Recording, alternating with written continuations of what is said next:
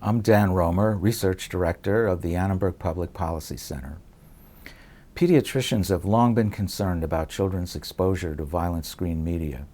The Motion Picture Association of America tries to help parents supervise what their children see in movies through their rating system.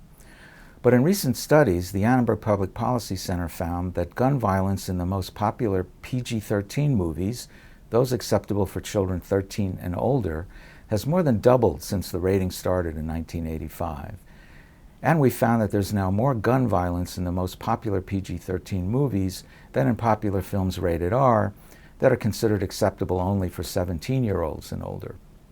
One explanation for why the PG-13 rating has become more accepted by the public is that parents have become emotionally desensitized to the violence in those films, and as a result they're less upset about letting their children see those movies. While this is plausible, we thought there might be more going on. Many PG-13 movies with lots of gun violence involve characters who are acting to protect themselves and others, including family members, and thus their violence may actually be seen as justified. We hypothesize that what might be going on is that when movies contain this kind of justified violence, parents are more willing to allow their children to view it. Repeated exposure to these movies may even make the violence seem more acceptable or normative than when it is seen as unjustified. We tested this idea in the study recently reported in the journal Pediatrics.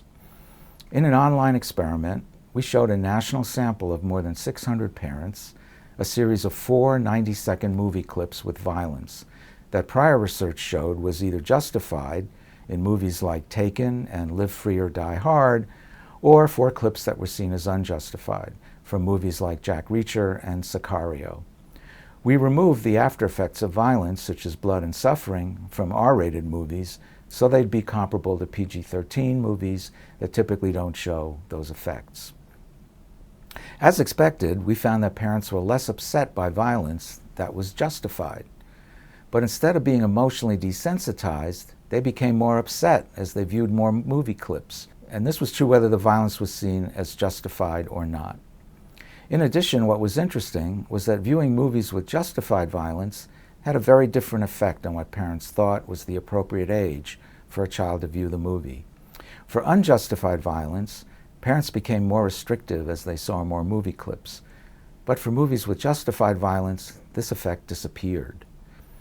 Overall, parents felt that films with justified violence were acceptable for adolescents at around age 15, while movies with unjustified violence were more appropriate for those at age 16. This suggests that the PG-13 rating is misleading, and that the MPAA should consider an additional rating like PG-15 that tells parents whether the film would be suitable for a child at age 15 or older.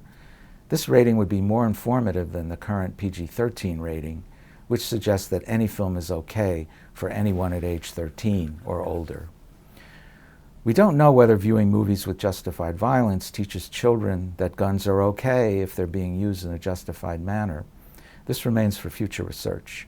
But in the meantime, parents or guardians who are concerned about their children being influenced by violent movies should consider looking beyond the PG-13 rating to see what is actually in those films.